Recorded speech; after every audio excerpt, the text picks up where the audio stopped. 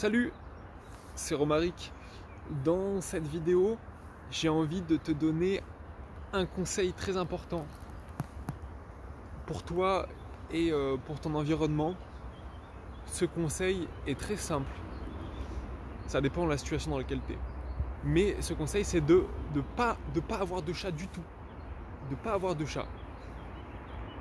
Quand j'étais jeune, je trouvais les chats mignons et réconfortants. Aujourd'hui, il y a beaucoup de ressources sur l'écologie notamment et un peu de vécu aussi qui font que je suis aujourd'hui, j'ai envie de dire à la majorité des gens de ne pas avoir de chat. Sauf si peut-être ça sert un rôle écosystémique localement, qu'il y a beaucoup de tels herbivores, peut-être d'oiseaux, et c'est un peu ça le problème dont je vais parler après. Mais si par exemple tu as besoin de limiter une population et qu'il n'y a pas d'autres prédateurs, et ben peut-être que le chat est utile. Maintenant, moi je vois aussi principalement quand même les côtés négatifs qui sont donc de l'ordre du ressenti juste personnel, qui sont de l'empathie et qui sont surtout sur des considérations environnementales et c'est ça qui aujourd'hui me fait te dire de ne pas avoir de chat. Donc je vais préciser un peu ces idées. Je vais commencer en fait peut-être par les deux principales qui concernent l'une plutôt la campagne et l'autre plutôt la ville. Donc un chat à la campagne, il faut prendre conscience que c'est un prédateur très optimisé, parce que genre il n'a pas perdu ses réflexes de félin sauvage, contrairement au chien qui est plus docile et qui s'en fout un peu plus. Le chat, il va sauter, alors sauf vraiment les fainéants très anthropisés, devenus très humains finalement, mais globalement les chats ils voient un truc bouger et ils se mettent en mode chasse comme ça, et ils vont pas tout le temps, hein, mais ils vont quand même finir par tuer un certain nombre d'animaux, notamment les oiseaux en fait. Toi tu as l'impression que tu as un petit truc tout mignon et tout, mais en fait c'est une vraie machine à tuer, ce qui fait que en fait ça fait descendre la population donc des oiseaux et de certains mammifères. Bon, les mammifères, j'ai l'impression qu'il y en a quand même souvent beaucoup. C'est pas un problème parce qu'il y en a suffisamment, que ça se reproduit vite, machin. Par contre, le vrai problème, c'est que ça déglingue les oiseaux et toutes les tailles. Enfin, peut-être pas les gros, mais des tout petits, genre les rouges-gorges, les mésanges. Enfin, je sais pas trop les mésanges. Je sais pas, ça se pose vraiment. Je sais pas, les bergeronnette machin, jusqu'aux merles, jusqu'aux pigeons, j'ai vu, mais bon, ça c'est en ville. Bref, les chats, ça tue les oiseaux. Donc on est là en mode on s'en branle, ou alors on est là en mode oui, mais il faut bien, voilà, faut réguler le truc. Sauf qu'en fait, il y a vraiment beaucoup de chats, c'est-à-dire enfin, de mon expérience de la campagne qui est récente et qui est très localisée, j'ai quand même l'impression que il y a bien un chat pour deux familles, quoi, tu vois. Donc il y a quand même des fois une densité de chats dans un endroit qui fait que en fait normalement s'il y avait autant de chats, il devrait y avoir un prédateur qui régule le prédateur, mais là ils sont pas régulés, voire ils sont abrités, protégés, vaccinés, optimisés, quoi. Et du coup c'est pas ce que la population d'oiseaux elle est capable de supporter. Donc en fait tu n'es pas sans savoir que genre un écosystème, tout est plus ou moins lié, quoi. C'est-à-dire il y a peut-être, on peut hiérarchiser ça sur le côté chaîne alimentaire qui mange les plus petits trucs, jusqu'à ceux qui ne sont mangés par rien. Puis en fait on regarde à l'intérieur que dans ces strates il y a plutôt toute une gamme de fonctions environnementales qui sont rendues par les animaux. Et donc quand tu quand tu inhibes, quand tu fais décroître comme ça à cause de ton chat la population des oiseaux, et ben il y a plein de services environnementaux qui sont pas rendus. Et du coup, bah, pour l'écosystème dans lequel tu vis, c'est très pénalisant. Voilà. Il y a, tu sais, les oiseaux, genre ça sème des graines, ça fait caca, ça mange des insectes un peu qui peuvent être des parasites des arbres ou même des cultures, comme les poules, tu sais, enfin bref, comme les mouches, comme tout, ça vient manger un peu certains trucs avant qu'ils deviennent des déchets qui s'accumulent et qui deviennent des pollutions. Donc voilà, le chat, il limite ça en fait, genre il est là, il est tout confort et il se fait chier et il tue des oiseaux et d'autres trucs, des lézards aussi, tu vois, ça c'est pas une population qui est en excès et pourtant il les tue vraiment beaucoup.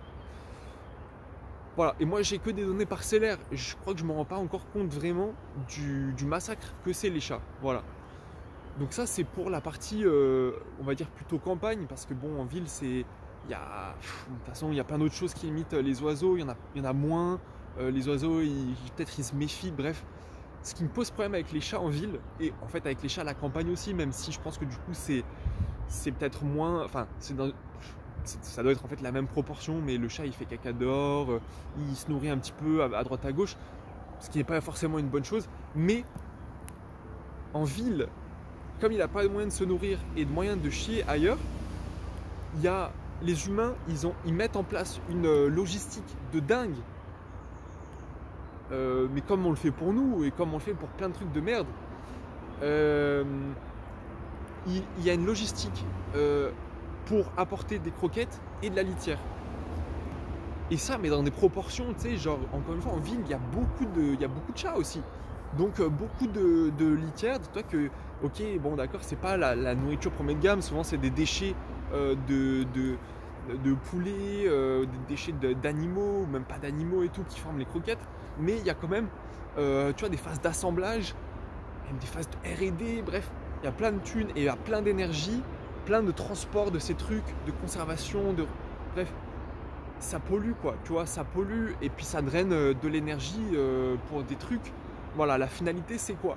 Le chat en ville, il n'a pas du tout fonction à limiter une population de parasites au sens des humains. Il est là pour apporter une sorte de soutien émotionnel à des gens. Et ça pose question parce que là le chat c'est pas un jouet, tu vois, c'est-à-dire c'est pas un outil, c'est pas un, ouais, c'est pas un objet quoi, c'est pas ta possession, t'es pas son maître, enfin tu l'es parce que effectivement tu maîtrises tous les aspects de sa vie, mais fondamentalement, le chat, tu le domines pas, t'as pas de raison de guider sa vie. Ou alors, enfin, bon, peut-être t'as des raisons. Mais si cette raison, c'est que ça soit un support émotionnel, je me dis, est-ce qu'on ferait pas mieux de faire des colocations de chats, tu vois? C'est-à-dire, toi, dans ta journée, combien de temps tu passes avec ton chat? Et est-ce que, genre, des fois, tu sais, t'es speed et tout, est-ce que le quart d'heure ou la demi-heure que tu passes avec ton chat, elle justifie, tu vois, toute cette logistique? Peut-être que si on se partageait un chat, ça serait peut-être moins polluant, tu vois, comme du covoiturage, voilà, du co-gardiennage de chat. En attendant, on est là à faire, et tu vois, franchement, souvent, et là, moi, maintenant, je parle de ressenti, j'arrête avec le côté écologique, mais quand tu vas partir, le chat, c'est super chiant à gérer parce que donc faut trouver soit des gens pour le garder, soit avoir des trucs automatiques et tout. Puis le chat il est là en fait, il est enfermé dans une boîte, il a rien demandé. Il passe des jours, les jours où tu bosses, les jours où tu pars en week-end, les soirs où tu fais la fiesta, où t'es pas chez toi ou machin. Le chat il est là et qu'est-ce qu'il fait? Il regarde les trucs à la fenêtre, c'est genre ils sont toujours là à la fenêtre, ils ont envie de sortir quoi, tu vois, ils préféreraient crever sur la route presque, mourir au bout de 3 ans que de passer peut-être, j'en sais rien, hein, mais peut-être de passer 15 ans enfermés à se faire chier quoi, tu vois. Donc bon, bien sûr, ils ont chaud, ils sont nourris, mais alors ils sont nourris avec quoi? Genre toujours les mêmes croquettes? Est-ce que toi, dans ta vie, tu manges toujours la même chose? Pas parce qu'il y a marqué équilibré sur les croquettes que c'est la nourriture excellente. Un chat, il bouffe de l'herbe, il va tester un insecte, il va aller, même l'eau, tu vois, il va aller lécher de l'eau fraîche, quoi, pas de l'eau avec du calcaire autour. Enfin bref, les conditions aussi, voilà, qu'on offre au chat. Maintenant, j'arrête les considérations, voilà, même de finances et de l'humain. Je passe au chat. Juste, je me pose vraiment cette question. Et peut-être que j'aurais dû commencer par là avant de parler. Mais bon, le chat, c'est un détail par rapport à l'environnement. Ça me paraissait plus important de commencer par l'environnement. Mais maintenant, juste le chat. Le chat, donc il est enfermé. Alors que un chat dans la nature, même à la campagne, il peut faire 5, 10 bornes par jour. Voilà, pour explorer. Parce qu'en fait, un chat, quand il se fait chier, il a envie de découvrir des choses, il est curieux, il est là, il a envie d'être surpris et de chasser ce bâtard. Bref, quand tu héberges un chat, tu contrains, tu le limites dans sa capacité à s'épanouir, à mon avis. Comme maintenant je sais, grâce à Clément et au livre, les bienfaits de l'intestin, même si Jérémy de YouTube m'avait aussi apporté des pièces sur l'alimentation, et maintenant que je sais que le bien-être passe par une flore intestinale équilibrée, je me dis mais quelle flore intestinale équilibrée a un chat qui mange que des croquettes et à la limite de temps en temps de la pâtée, tu vois. Je suis pas un expert, mais je pense qu'il n'y a pas la même chose dans des animaux vivants, frais, qui sont allés dehors, qui ont vécu des expériences, qui ont croqué un truc avec ci, un truc avec ça. Et même dans les plantes, qu'un chat il va être là à essayer de galérer à croquer parce qu'il n'a pas les bonnes dents pour les croquer. C'est pas la même chose que les croquettes. Et je pense que ça participe pas. Le fait qu'ils soient dans un espace plutôt stérile, ça participe pas non plus à l'ensemencer. Peut-être de bactéries et tout qui serait peut-être nécessaire, tu vois. Moi je fais des suppositions, mais bon, peut-être que j'anthropomorphise trop le chat. Il n'empêche que je pense qu'on a à peu près le même système digestif, qu'on mange pas la même chose, mais que globalement le système, c'est qu'il y a plein de bactéries et trucs du corps qui se passent dans le bidon et qui digèrent des ingrédients pour en extraire des choses. Voilà, donc je me dis le chat il est là, il peut pas, en fait, il peut pas se faire, il peut pas interagir avec un environnement complet, tu vois. Alors peut-être que toi-même tu es un humain de la ville et que du coup tu vis ça, en fait, tu vis l'enfermement, etc. Mais je pense que tu as beaucoup de choses pour t'échapper qui sont pas forcément des trucs physiques, qui sont peut-être des trucs intellectuels ou autre chose, voilà.